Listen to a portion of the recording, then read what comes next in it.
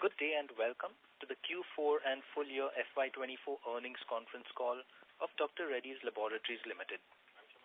As a reminder, all participant lines will be in the listen-only mode. There will be an opportunity for you to ask questions after the presentation concludes. Should you need assistance during this conference, please signal an operator by pressing star and then 0 on your touchtone phone. Please note that this conference is being recorded. I now hand the conference over to Ms. Richa Periwal. Thank you, and over to you, ma'am. Thank you. A very good morning and good evening to all of you, and thank you for joining us today for the Dr. Reddys earnings conference call for the quarter and full year ended March 31, 2024. Earlier during the day, we have released our results, and the same is also posted on our website. This call is being recorded, and the playback and transcripts shall be made available on our website soon. All the discussions and analysis of this call will be based on the IFRS consolidated financial statements. The discussion today contains certain non-GAAP financial measures. For a reconciliation of GAAP to non-GAAP measures, please refer to our press release. To discuss the business performance and outlook, we have the leadership team of Dr. Reddys comprising Mr. G.V. Prasad, our co-chairman and managing director, Mr. Erez Israeli, our CEO, Mr. Parag Agarwal, our CFO, and the entire investor relations team. Please note that today's call is a copyrighted material of Dr. Reddys and cannot be rebroadcasted or attributed in press or media outlet without the company's express written consent. Before I proceed with the call, I'd like to remind everyone that the safe harbor contained in today's press release also pertains to this conference call. Now, I hand over the call to Mr. G.V. Prasad. Over to you, sir. Thank you, Richa. Good morning and good evening to all the participants here. Welcome to the annual earnings call of Dr. Reddys. I am delighted to be here today along with the members of the management team and the IR team. As many of you know, I join the earnings call each year at the end of the financial year. FY24 marks our 40th year of serving patients with a legacy of innovation, affordability, and sustainability. Guided by our purpose of accelerating access to affordable and innovative medicines for our patients, in the last 4 decades, we have moved from our beginnings as an API business to generic and OTC medicines, biosimilars, drug discovery, and services. As we bring to life our credo of good health can't wait, we have accelerated our journey through licensing and collaboration in the areas of novel medicines and consumer health. We delivered a strong financial results in FY24. Our growth and profitability in this year have been driven by our performance in the US. We have also made significant progress on future growth drivers through licensing, collaboration, and pipeline building. Our focus in 2025 will be to further strengthen our core businesses through superior execution as we invest to build the future growth drivers. I am grateful to our people, the healthcare community, partners, and stakeholders for the trust reposed in us. We are committed to increasing the number of patients we serve around the world through our exciting pipeline of products and services. As we do this, we remain committed to the elements of sustainability, preserving the environment, positive social impact, and good governance. With this, I'd like to hand over the call to Parag for taking you through the financial performance of the company. Thank you, Prasad. Greetings to everyone, and I hope you are doing well. I am pleased to take you through our financial performance for quarter 4 as well as for the full year of fiscal 2024. As indicated earlier by Prasad, FY24 has been yet another year of outstanding financial performance with all-time high revenues of over $3.3 billion and highest ever profits. This fiscal we recorded a double-digit growth in revenue, EBITDA as well as PAT. For this section, all amounts have been translated into US dollar at a convenience translation rate of rupees 83.34, which is the rate as of March 31st, 2024. Consolidated revenues for the fourth quarter stood at rupees 7,083 crores, which is $850 million, and grew by 12% on year-on-year basis, with a sequential decline of 2%. Adjusted for brand divestment income in India on a rebased comparator, the underlying overall growth was higher at 17% on year-on-year basis. The underlying year-on-year growth is largely driven by the generics business in US and emerging markets. The QOQ decline is mostly on account of decline in revenues from Russia, the US and India. The revenues for the financial year 2024 stood at rupees 27,916 crores, that is $3.35 billion, and grew by 14%. The growth was primarily driven by improvement in the base business volumes across several geographies. Consolidated gross profit margin stood at 58.6% for the quarter, an increase of 140 basis points over previous year and 7 basis points sequentially. The year-on-year increase was on account of improvement in product mix and productivity-linked cost savings, partially offset by brand divestment income during the previous period. Gross margin for global generics and PACI were at 62% and 28.6% respectively. Consolidated gross margin for FY24 stood at 58.6%, an increase of 193 basis points over FY23. Gross margin for the global generics and PACI business was 62.9% and 23.2% respectively for full fiscal FY24. The SG&A spend for the quarter is rupees 2,048 crores, which is $246 million, an increase of 14% year-on-year and 1% quarter-on-quarter. The year-on-year increase is primarily on account of investment in sales and marketing activities and new business initiatives. The SG&A cost as percentage to sales was 28.9% and is higher by 34 basis points year-on-year and 87 basis points quarter-on-quarter. The SG&A spend for the year is rupees 7,720 crores, that is $926 million, and has grown by 13%, largely in line with the business growth. The SG&A cost as a percentage to sales was 27.7%, which is in line with the previous year.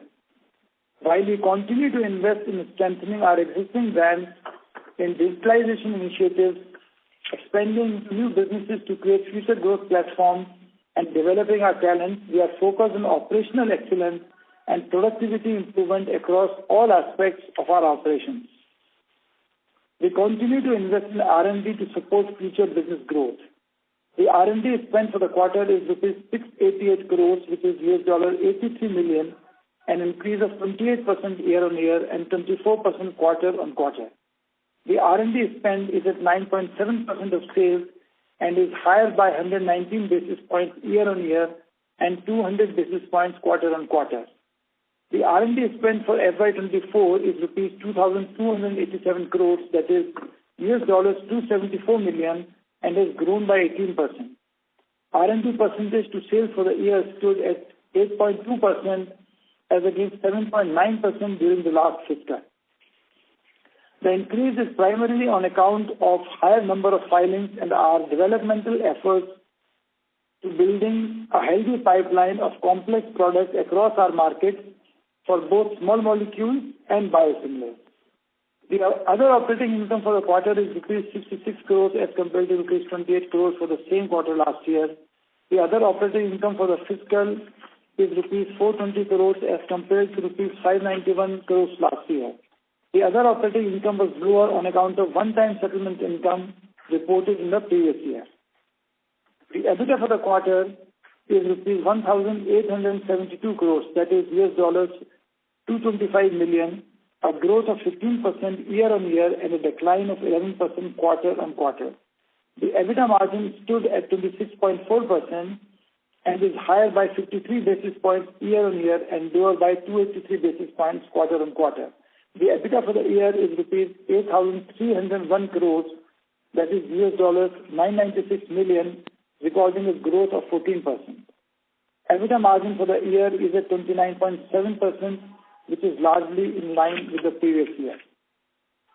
The net finance income for the quarter is rupees 102 crores as compared to rupees 80 crores for the same quarter last year. The net finance income for FY24 stood at rupees 399 crores as compared to rupees 285 crores last year. Profit before tax for the quarter stood at rupees 1,602 crores, that is $192 million, a growth of 21% year-on-year and a decline of 12% over previous quarter. Profit before tax for the year stood at rupees 7,187 crores, that is $862 million, recording a year-on-year growth of 19%. Effective tax rate for the quarter has been lower at 18.4%, and that for the year has been at 22.5%.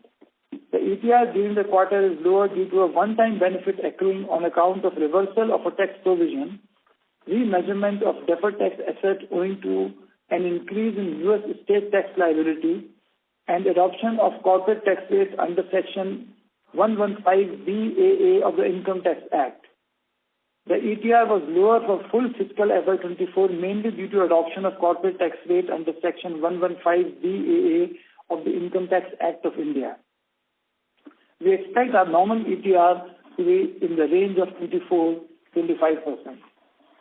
Profit after tax for the quarter stood at rupees 1,307 crores, which is $157 million, posting a growth of 36% year-on-year and a decline of 5% over previous quarter. Profit after tax for the year stood at rupees 5,569 crores, that is $668 million, a year-on-year growth of 24%. Reported EPS for the quarter is rupees 78.4, and that for the year is rupees 334.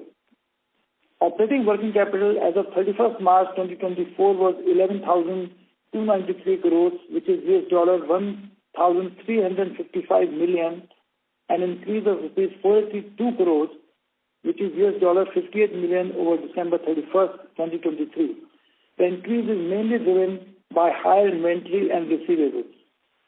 Our capital investments in this quarter stood at rupees 503 crores, which is $60 million, and rupees 1,518 crores, which is $182 million during the year. The free cash flow generated during this quarter was rupees 529 crores, which is $63 million. The free cash flow generated during this year before acquisition-related payout was at rupees 2,672 crores, which is $321 million. Consequently, we now have a net surplus cash of rupees 6,459 crores, that is $775 million, as on March 31st, 2024. Foreign currency cash flow hedges in the form of derivatives for the US dollar are $903 million, hedged around a rate of rupees 83.6 and 84.20 to the dollar, maturing over the next 12 months with knock-in available, which allows participation when USD strengthens. And for the ruble, are ruble 2550 million at the rate of rupees 0.882 to the ruble, maturing in the next 3 months. With this, I now request Reddys to take us through the key business highlights. Thank you, Parag, and very good morning or good evening to everyone on the line. FY24 has been a year of progress across our businesses. We focused on our strengths while also identifying and maximizing opportunities to diversify and differentiate our business, leveraging new technologies and driving efficiencies. Dr. Reddys delivered a strong full-year performance with the highest ever revenue and EBITDA. Let me take you through some of the key highlights of the year as well as the most recent quarter. One, we had double-digit revenue growth in Q4 at 12% and for the full year at 14%. Our reported EBITDA margin stood at 26% plus for the quarter, whereas we ended the full year at a robust 30% plus. We delivered higher returns with our annualizing ROCE at 35.5%. Net cash surplus was $775 million as we exited the year. We have consistently maintained that strategic collaboration will play an important role in our growth story. Apart from growing our core business of generics, we invested in businesses of the future under the three spaces of consumer health, digital therapeutics, and access to novel molecules. Recently, we have joined hands with the global FMCG giant Nestle to form a joint venture company to bring nutraceuticals to consumers in India. The JV will leverage the trusted global brands of Nestle Healthcare Science and the well-established commercial capabilities of Dr. Reddy's in India. In Q4, we entered into an exclusive partnership with Sanofi to market and distribute its vaccine brands in India. This has taken us to the second position among vaccine players. Our partnership with Bayer in India for the second brand of the molecules, Vericiguat, brings this new class of drugs in heart failure management to patients in India, in and beyond metros, in Tier 1 and Tier 2 towns, and strengthens our play in the chronic segment. Our partnership with pharmas enable us to market Cetaquin in India, which has demonstrated significantly better and promising outcomes in the management of hypovolemic shock. Our long-running strategic collaboration with Amgen was recently strengthened with an agreement to bring to India romosozumab injection under the brand Evenity, which is used to treat osteoporosis in women after menopause who are at high risk of fracture. As part of our self-care and wellness business in the United States, we acquired Menulab, a portfolio of women dietary supplements brands from Amiris Inc. We entered the UK consumer health market with the launch of allergy medication Istalai. We launched Bevacizumab, our first biosimilar in the UK. In the digital therapeutic space, after successful launch in India, the drug-free migraine management device Nerivio has now been extended to Europe, starting with Germany and also to South Africa. Further, we have launched condition management program in India called Daily Bloom IBS, India's first ever digital integrated care plan to manage irritable bowel syndrome. In 2023, we had undertaken a pilot launch of direct-to-consumer e-commerce website Elevida Wellness for diabetes nutrition. We have decided to wind down the pilot to repurpose our resources to other initiatives. On a regulatory front, the US FDA has provided a VAI status of two of our facilities in Bachupally, Hyderabad, our formulation manufacturing facility FY3, following the routine CGMP inspection in October 2023, as well as our R&D facility following the GMP and pre-approval inspection in December 2023. The US FDA has issued a complete response letter to our biologics license application. This has no impact on the development or manufacturing of any current product pipeline. We will continue to work closely with the US FDA to address and resolve all concerns within stipulated timelines. We have delivered consistent industry-leading performance across key ESG ratings. We have been included in the S&P Global Sustainability Yearbook 2024 for the fourth consecutive year, making it to the top 10% score category for the first time. We received an A rating in CDP supplier engagement, which is in the leadership end. Also, we are the only Indian pharma company to get an A- rating in climate change and water security for our 2023 CDP disclosures. Through all these efforts, including the learnings from the challenges, we remain committed to meet the unmet needs of patients and to enhance the standard of care. We continue to be a partner of choice, given our commercial strengths and footprint, our strong governance, ESG, and progressive people practices, and of course, our financial discipline. Now, let me take you through the key business highlights for the quarter and the full year. Please note that all references to the numbers in these sections are in respective local currencies. Our North America generic business recorded revenue of $392 million for the quarter, with a growth of 26% on year-over-year and a sequential decrease of 3%. On a full year basis, we recorded revenues of $1,506,608 million with a growth of 24% over the previous year. The increase was largely on account of market share expansion in certain key products, integration of the acquired main portfolio, and Forex gains. This partially offset by price erosion. We launched 5 new products during the quarter and a total of 21 products this fiscal.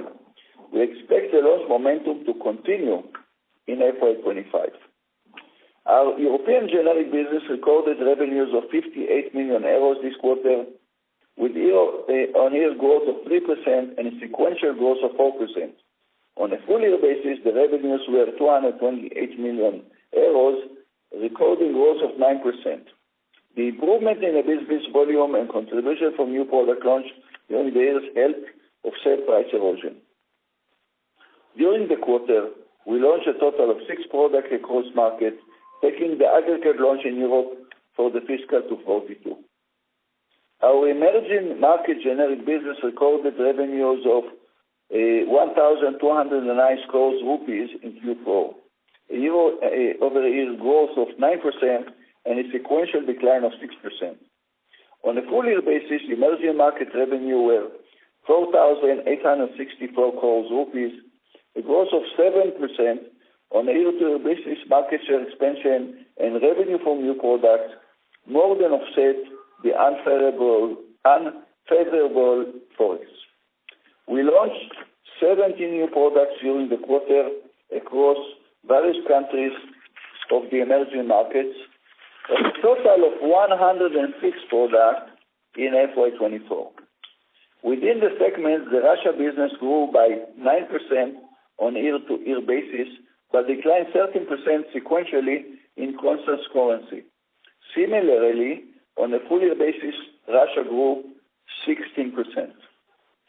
Excluding the income from brands divested last year, India business recorded a double-digit year-on-year growth of 11% in Q4, a sequential decline of 5%, and 5.5% growth for the fiscal.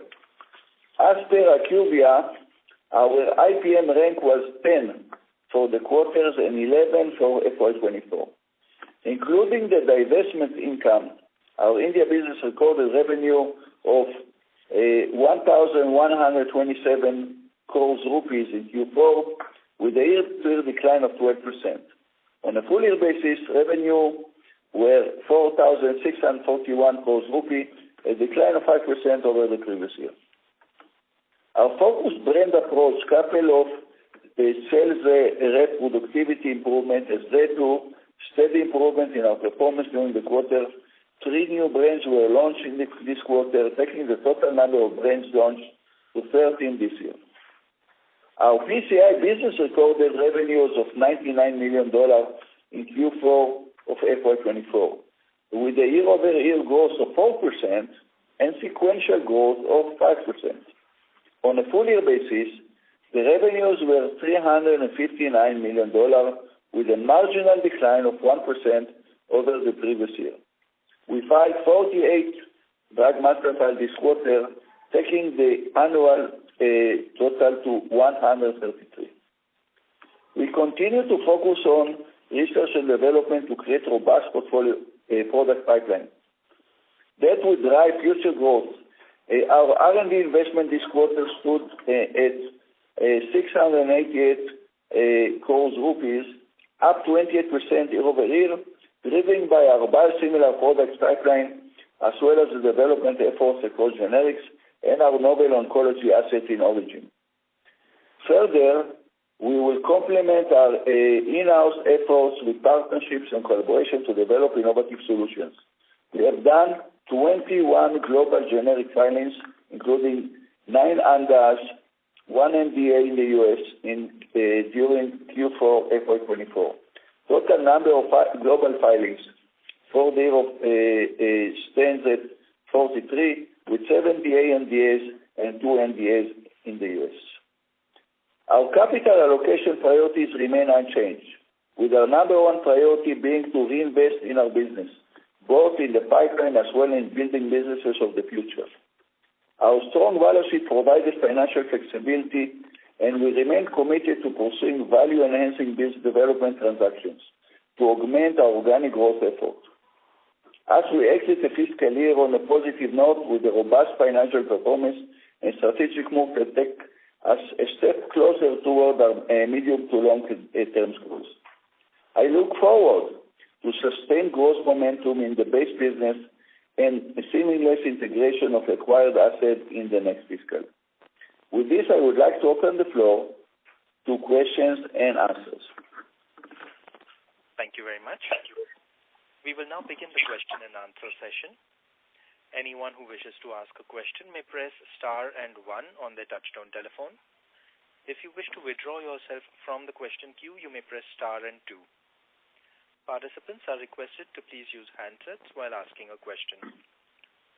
Ladies and gentlemen, we will wait for a moment while the question queue assembles.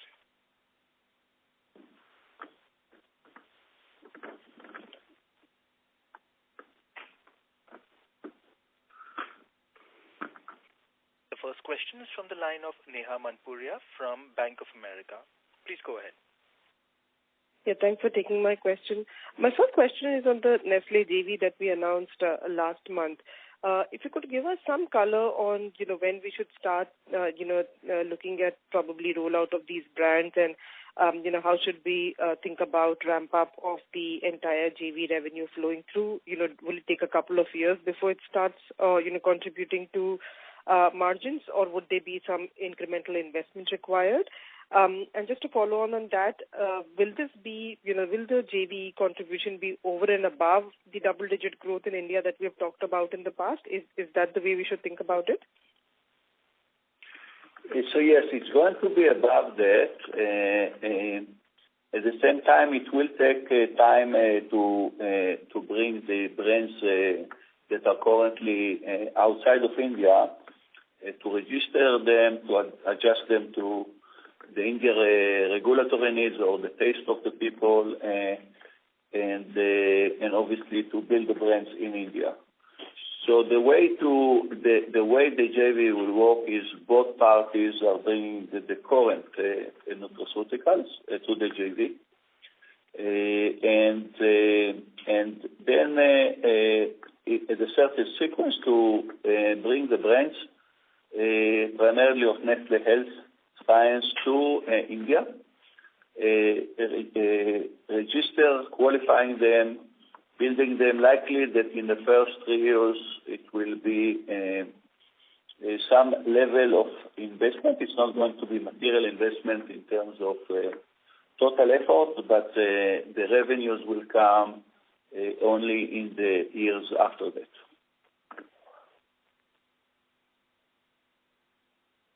Essentially, I should assume that this starts contributing to the India business probably post FY26. It will be post FY26, likely even post FY27. So the first couple of years will be years in which we will bring those products and build the brands at a certain sequence. So normally people will see the growth, but that's this has a potential to be a meaningful business, but it will take time to build it. Got it. And my second question is on the R&D spend. We have a pretty high R&D spend, this quarter. You talked about it in your opening remarks. When can we start seeing the complex product pipeline that we're talking about, or the biosimilars, contribute to earnings, particularly in the U.S. market? Should we start seeing, and some of the areas if you could talk about, and the guidance for next year for R&D, please? Yes. So in terms of contribution to the growth, the small molecules we will see that already in FY25. Some of them, more of them in FY26. And some of them in FY27-28. So this is the pipeline that we have discussed in the past. In terms of the biosimilars, what will come from internal activity is likely that in FY27 we will start to see the products coming. The level of R&D for next year will be around 8.5 to 9%. This is the range that likely we are going to have. Thank you so much. Thank you. The next question is from the line of Kunal Dhamesha from Macquarie Capital. Please go ahead. Yeah, good evening. Thank you for the opportunity. So first one on the U.S. business, just a clarity. We have said that there was a base erosion on a quarter-on-quarter basis. So would the base include generic Revlimid contribution as well when you say base erosion? You're speaking about North America, Kunal?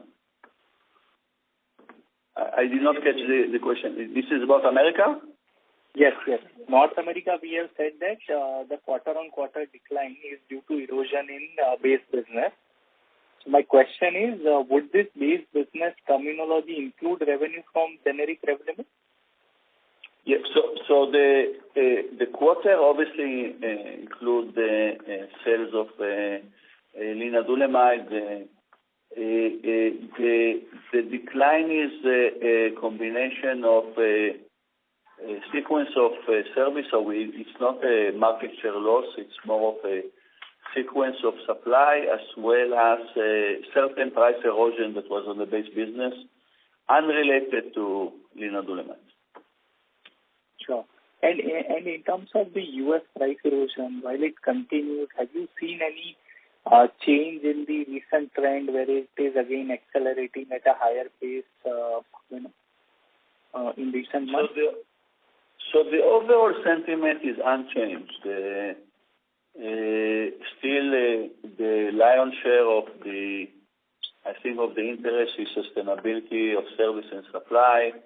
This is still the case. At the same time, we did face competition in some of our big products, and those products we did see price erosion, in which to some extent was compensated by growth of other products. So on those specific products, we did see price erosion. Sure. And for the next year, how many product launches we have planned for the U.S. market? So about 20 plus. 20 plus. Perfect. Thank you and all the best. Thank you. The next question is from the line of Sayon Mukherjee from Nomura. Please go ahead. Yeah, hi, thanks for taking the question. Just one question on R&D. We have seen a significant step up, and as you mentioned, your guidance, it looks like you're talking about more than $300 million of R&D spend next year. If you can provide like where this money is being spent in terms of biosimilars or NC research and other generic activities? So the R&D is spent obviously on the small molecules as well as the big molecules. I think the main contribution to the growth is the timing of the clinical trial of the biosimilars, which is about 20% of the R&D spent. So if you wish, between the small molecules and the big molecules, so you have about 60% that goes to the small molecules, about 20% that is going to the biosimilars, and the 20% that goes to either API or other initiatives like licensing in and activities like this. Okay, thanks. And my second question would be, how do you see the growth in emerging markets in the years ahead, particularly with respect to China and, some of the key markets like Brazil, if you can talk about your outlook for fiscal 25 and 26? So it will continue to grow. It will continue to grow in double digits. China looks good. We are now consistently submitting 14, 15 products a year. So this is likely to continue. And also we got some interesting approvals. So overall in constant currency, I believe that we are in a good shape. Obviously there is a risk of Forex. This is remain the same. we have certain level of protection, but obviously if it will come, it may offset it. But overall, it looks good. Okay, thank you. Thank you. The next question is from the line of Balaji Prasad from Barclays. Please go ahead. Hi, everyone. This is Michaela on for Balaji. Thanks for taking our questions. Can you hear me? Yes, please. Okay, great. So we see you launched 4 new products in the U.S. during the quarter. Could you just provide a little bit more detail on these launches? And my second question is if you could provide a bit more detail on the CRL issue to the BLA for biosimilar rituximab. What are the next steps here, and what did this entail? Thank you so much. Yeah, so on the launches this quarter, as I mentioned, we launched 5 products during the quarter. We kind of mentioned the names along the way. We will try to provide it to you in a second. As for the CRL, we got certain questions primarily about the CMC of the product, and we are planning to address that around the September timeframe, and then obviously I'm assuming it's a 6-month goal after that.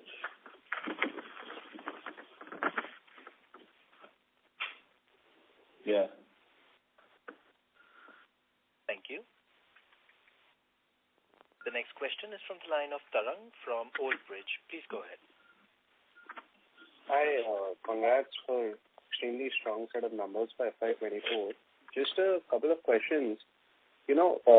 Capital expenditures stepped up quite a lot in both FY23, FY24. If I look at 24 alone, roughly 2,700 crores of capex. So if you could just give us a sense in terms of a broad set of baskets where this 2,700 crore would have been deployed. So that's number one. Second, till date, if between P&L and balance sheet, if you could give us a sense on what your cumulative investments in biosimilars has been. And third, just a general sense on where your overall biosimilar business is at. Yeah. So about CapEx, first of all, most of our CapEx is going toward expansion. Let's say, give or take around 75% of it is going to expansions. And normally, the other is going what we call maintenance. The maintenance is also whether you need to replace certain stuff or related to compliance or investment in the digital, etc. Also, in the future, in terms of distribution of the CapEx, also for next year, we are investing primarily the CapEx in products that we want to launch and with great capacity, both in the API as well as in our injectable facilities. So more than 50% of the CapEx is going that direction. In addition to that, we are building additional capacity in our biologics plant in Batchpoli, as well as in our APSL, our services on both biologics and small molecules.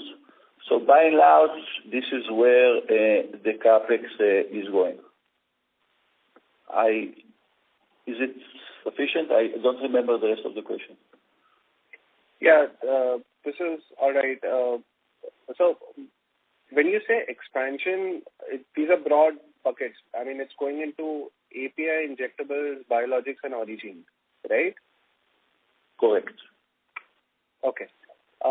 If you could give us an update on your biosimilar business from here on, and what have your cumulative spends been on this business till March 24?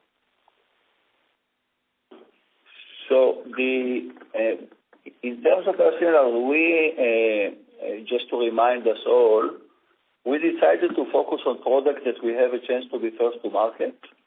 When we initiated that strategy, we kind of bypass the products that we had a chance to be late to market. So our first meaningful products will come in 2027, and after that, more products will follow. Right now, we are not discussing specific names, but that's the overall plan. What you can assume, and I mentioned it before, that if 20% is going to the R&D, this is give or take also at the level of loss that we have in a year, because right now we don't have a meaningful sales to cover for it, and this is something that likely to be break even and beyond, be profitable once we will launch in FY27 our first biosimilar in Europe and United States. So therefore, would it be safe to presume an investment of anywhere between $50 to $60 million per annum on biosimilars? Would that be a reasonable estimate from your end? Yeah, in the ballpark, yeah. Okay. Thank you. Thank you. The next question is from the line of Tushar Manudhane from Motilal Oswal Financial Services. Please go ahead.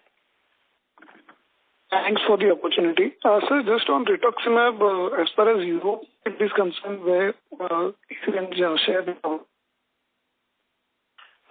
Tushar, the line for you seems to be a bad connection. Can't hear you.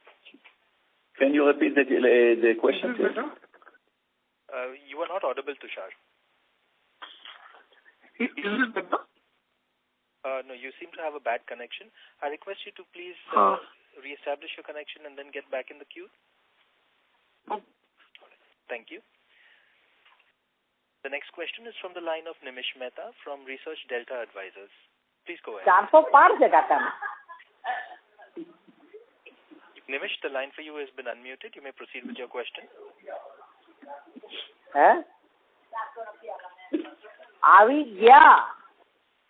Maybe you can move to the next one, yeah. Yes, we will move to the next question, which is from the line of Nitesh Dutt from Burman Capital. Please go ahead. Sir, thanks for your opportunity. I have a question on our manufacturing strategy for the India business. So I just want to understand, number one, what percentage of your manufacturing in India is being done in-house versus outsourced? And are you expecting to maintain a similar mix going forward? And second, for the outsourcing part, how many suppliers do we typically have? Is it like a fragmented supplier base or consolidated amongst a few companies? Yeah. So when you said supplier, you meant global or for India? For India. For India formulation. So right now, about 60% of what we do is in-house, give or take. And likely that these numbers will increase in the future because we do have localizations of some of these products in the future. As for the numbers of partners, I don't recall the exact number, but I'm assuming that it's in double digits. Likely, but I don't have the exact number on top of my head. All right. And sir, a follow-up on that, the government has been placing a lot of emphasis on stricter implementation of Schedule M norms and quality standards, right? So how can it impact our procurement strategy on the outsourcing front? So can it lead to some sort of consolidation of supplier base or maybe an increase in the procurement cost, etc.? Because if the quality cost increase for our suppliers, then our COGS might increase as well. So I can tell you that for Dr. Reddy's, we have one standard of quality. We believe that all people deserve the same quality, no matter what is their nationality. And that's the policy of Dr. Reddy's. We encourage everybody to do the same. So for us, any guidance in that direction, we see that as an opportunity. And if there are people that need to upgrade their system, it's good. It's good for India. All right. Thanks. I'll get back in. Thank you. The next question is from the line of Tushar Manudhane from Motilal Oswal Financial Services. Please go ahead. Am I audible now? Yes, please go ahead, sir. Just to understand, with respect to rituximab for the Europe filing, if you could share the progress. Sorry to interrupt, but the line is bad again for you. You can't hear. May I request you to please move to an area with better network? Is this better? Yes. Okay. Sir, on rituximab, just would like to understand the progress as far as Europe filing is concerned. So rituximab we launched in the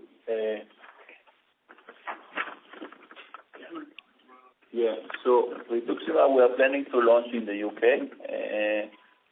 As we speak, we did not do it yet.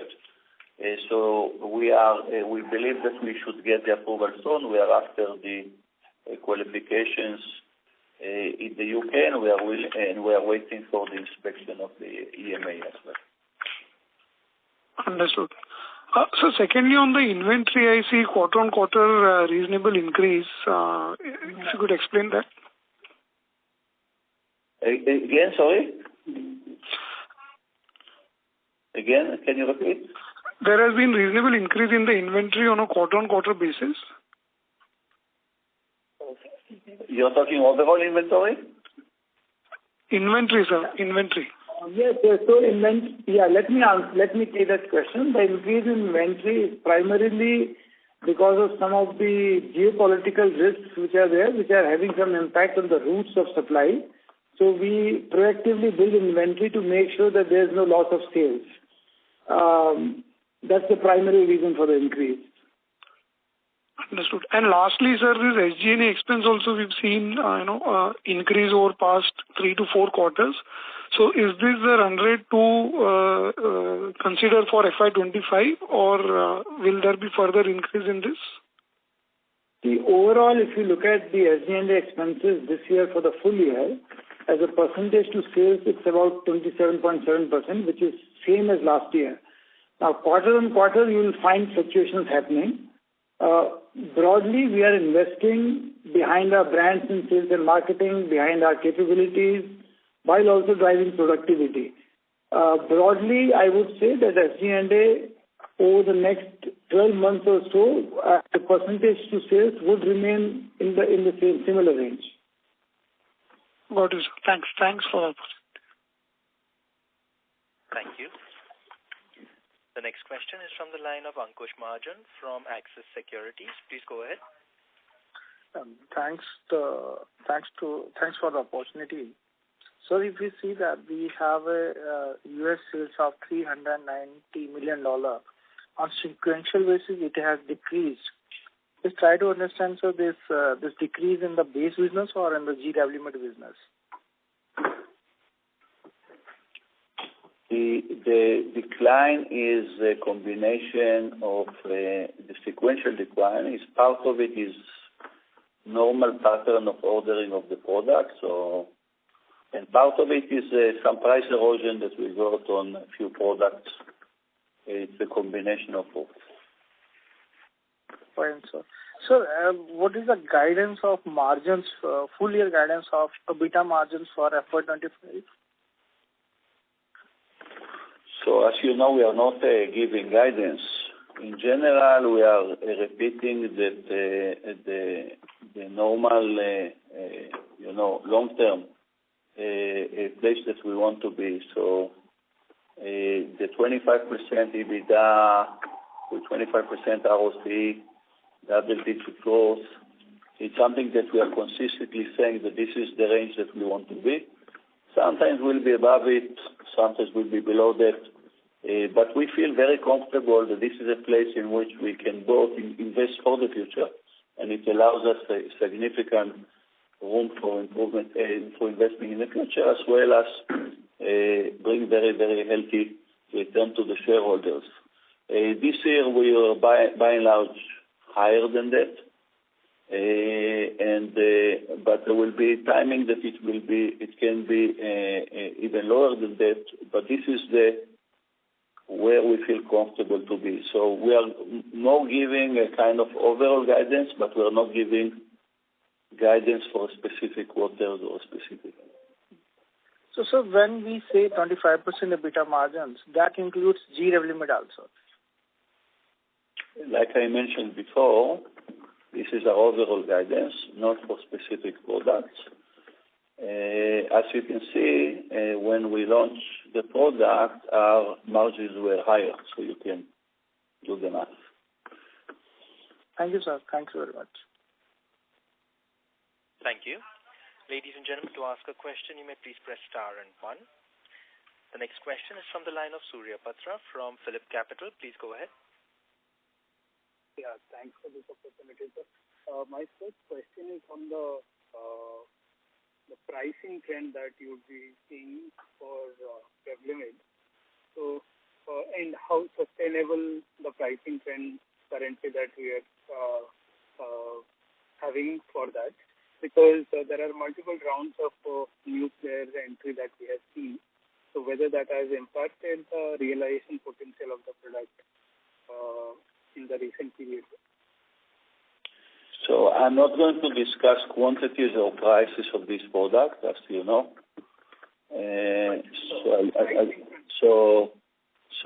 Sorry? Yeah, on the pricing front, I am not asking about. I just said I'm not going to discuss pricing or quantities of this product. We need to remain confidential to our agreements. And what we can say is that it's going to stay meaningful products for us throughout the period of the agreement. Okay. Then my first question then would be on the domestic formulation business. So obviously, as per your indication that you have taken multiple initiatives to either introduce branded products or to expand qualitative products and the long-term sustaining kind of sustainable growth driving kind of products for the domestic formulation business, but in the initial period possibly may not contribute much. So if you can give some sense, let's say over a period of 3 years from now, what is the share of revenue mix that you should be seeing for your domestic formulation business? So you can see that we have a flow of agreements that are coming. So what we say that the base business, maybe a step back, the branded generic business that we have in India will grow. This quarter it grew double digit if you take out the divestitures that we had in the same quarter last year, and likely that this will continue. On top of it, we started to launch already products. For example, we launched Nerivio, and we launched other products that will come, and this will be on top of it. So naturally, the expectation of India is to grow beyond the growth that is expected from the branded generics. Right now, it looks like a very healthy pipeline that is coming up on both the NCEs, the nutraceutical deals that I mentioned, etc. The expectation of both businesses, if you ask about the long term, is to be top 5 in India. If you want an assumption, it's in the neighborhood of around 12,000 CR, somewhere in FY30. But this is obviously a neighborhood that we are striving to be. We believe that this is what top 5, give or take, will be at that period of time. Okay. But is it fair to believe, sir, this domestic formulation business is going to be the growth leader for Dr. Reddy over the next few years? Is that fair to believe? Yes, absolutely. India is a very important market for us, and we want to grow, and we want to grow the rank. And it's a growth engine, but it's also our main hub for innovation on both the back end as well as the front end. and the main place in which we believe that we can bring value, because most of the people that are collaborating with us have an interest in our brand in India as well as in our go-to-market capabilities. Okay. My second question is about biosimilar business in the initiative and also in collaboration with the R&D spend that we are likely to have. So whether you have talked about 9% kind of R&D spend guidance for the subsequent period? I mentioned that 20% of our R&D is going to biosimilars.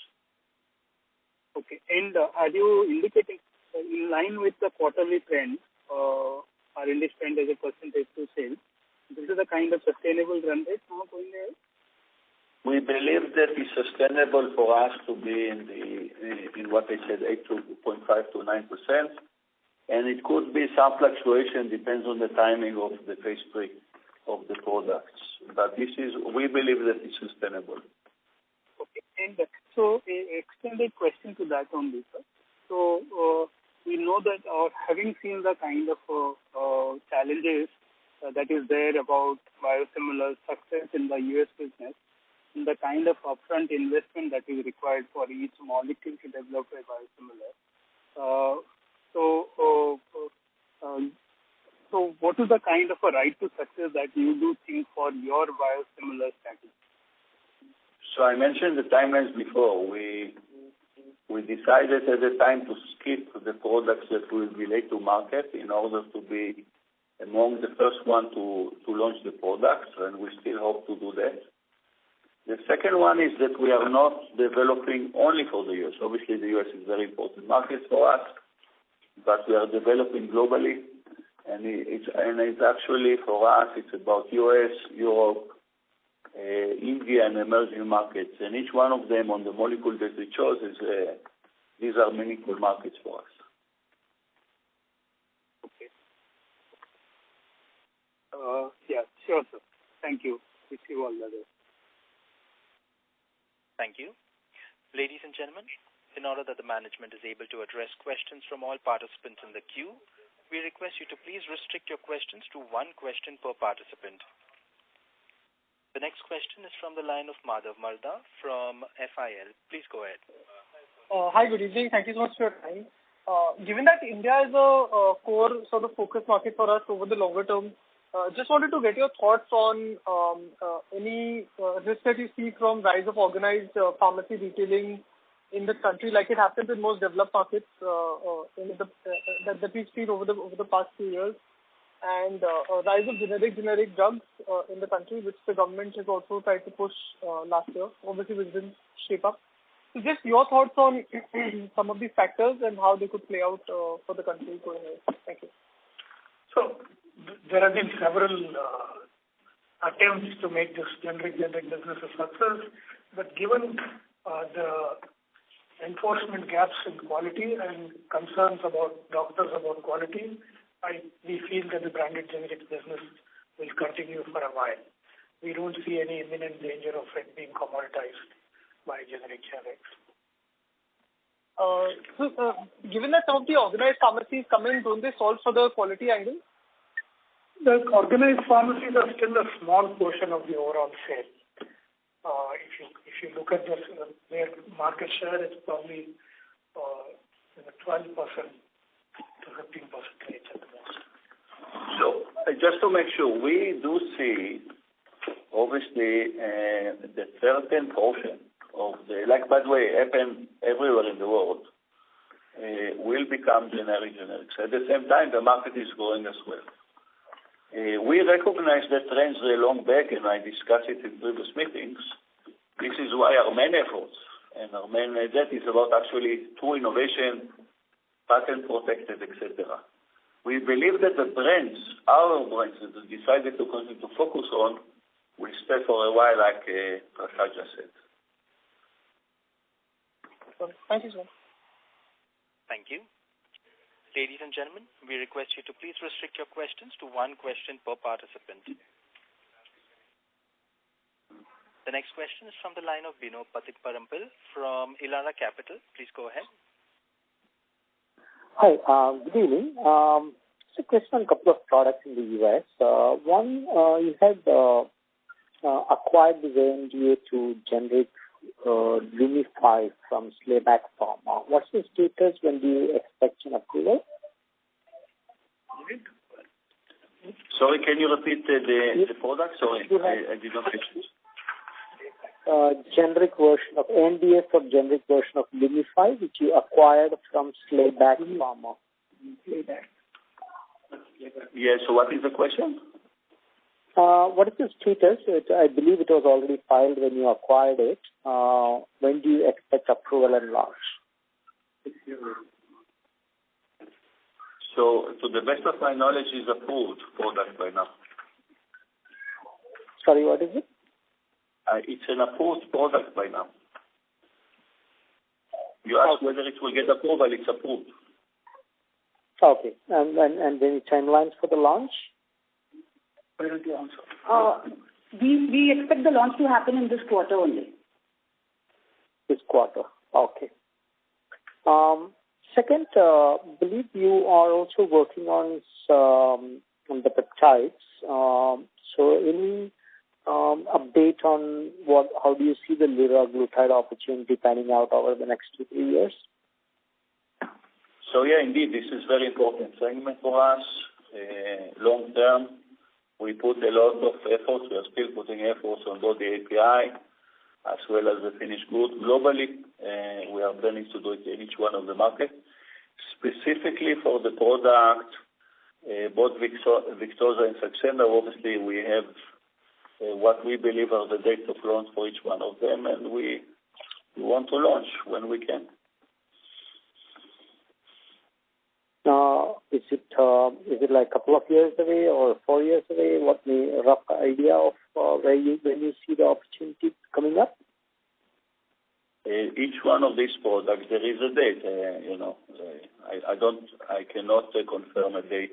We'll share it at an appropriate time. At this stage, we cannot share. But whenever the market will be open, we are planning to be there. Thank you. Ladies and gentlemen, that will be the last question for today. I would now like to hand the conference over to Ms. Richa Periwal for closing comments. Over to you, ma'am. Thank you all for joining us for today's evening call. In case of any further queries, please get in touch with the Investor Relations team. Thank you once again on behalf of Dr. Reddys Laboratories Limited. That concludes this conference. You may now disconnect your line. Thank you.